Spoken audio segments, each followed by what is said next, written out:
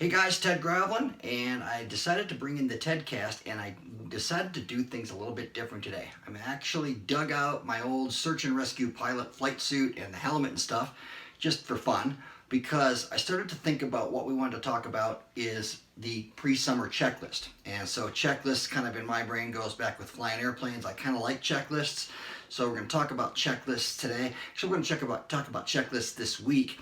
What I'm going to do is I'm going to run a series of videos on this, with one for each item, and I'll kind of release them on Facebook, one day at a time. So kind of get a short video every day with one of the checklist items that we want to do for our pre-summer checklist. But I'm actually going to also just post the whole thing right away on YouTube. So if you go to my YouTube channel, just find me on YouTube, subscribe. You can watch all the videos at once, and you don't have to wait every day for them to come out. Subscribe, like the channel, and stuff like that helps you find it easier. So don't need the helmet anymore. Let's talk about the pre-summer checklist. Why is that important? Because, well, a checklist always makes sure you don't skip something or forget something or leave something out that's important. So it also tells you what you want to do when you kind of quote pre-flight the airplane. Well, we're going to pre-flight our business for the summer. So a couple things we want to make sure we have in place if you don't already, or if you know you need work on this. The time to work on this is probably not in the middle of a heat wave in the middle of July. You got a couple weeks right now before you get too awful crazy. You need to get all this stuff figured out as much as possible before the summer starts, because that's how you maximize your profits. So, a couple things you need to have in place if you don't already have these things all exactly the way you want them, or if you don't have them at all, you're in bigger trouble. And if that's the case, or if you need some help, then dude, we need to talk. But here's what the checklist items are, just kind of a few items that you need to make sure you know. Price books, you gotta have some kind of price book. You gotta have something to sell out of besides just standing around going, oh, I think it's this much. You should have some way to do price books. Phone, sales process, follow-up, memberships, supply chain, and training. So we'll talk about these one at a time. Today we're just going to do the price book part. I'll just quick go through it and see, talk about some of the items you have to have in your price book as you go. So the first thing, of course, is you have to know all your numbers and have good grasp of knowing your numbers so you can create a price book. Again, if you have trouble with that, send me a text, send me a message. I can help you with that. Once you kind of know your numbers, you need to work this out so that your price books are published. Now that can either be a paper published book, like maybe a 3-ring binder or a spiral bound or something where you've got a dozen pages. Here's how much my systems cost. Or if you're using some kind of software, like House Call Per Hour, Service Titan or something, you can pre-publish them in there. It's just a matter of you need to have something to flip open so everyone on your team is using the same pricing for everything, because you want to be consistent, and your customers will like it better if they don't feel like they're being taken advantage of, potentially.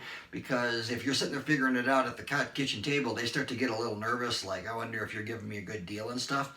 But if it's pre-published and they can look on a menu of some kind and see, hey, this is a number, they must tell everybody that number, it's easier for a customer to trust you and believe you and say yes to your stuff. So you got to have it published. You have to have it figured out with known margins. Come on, you guys know. You know how long it takes to install a system. If it's a one-day install, most of the time, we know that. We know what the margin's going to be. We know it takes a condenser and a pad and a line set and air handler or a furnace and stuff every time. We know what it takes every time. So figure it out, come up with known margins. So if we sell a job like this, and then we do the job like we sold it, like we do all the rest of them, then we're going to come out with a known margin that is the right one for our numbers. Backing into, do you know your numbers? Okay, so you got to have it all set up so that you got that figured out, that as long as you hit everything the way you're supposed to, it's going to come out the way it needs to, again with known margins. You got to have your financing built into the pricing. It's way easier to tell people it's $165 a month than it is to tell them it's $9,000 or whatever heck your number is going to be. And if you want to give a discount for cash, that's fine, but it's harder to move up, and in some places not even legal, depending on your state and your local stuff. It's way easier to have the financing charges or credit card charges or everything else that you're going to have potential cost to you built into the price. You can always take it off if there's some circumstance where you don't need to use it, but it should be built into your published prices.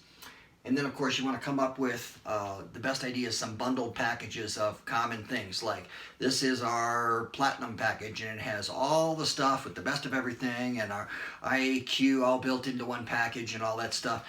You might have a level down like the gold package, which is similar, but maybe it's missing a couple of items, like it doesn't have a Wi-Fi thermostat, or maybe it has a Wi-Fi thermostat but it doesn't have the UV light or whatever.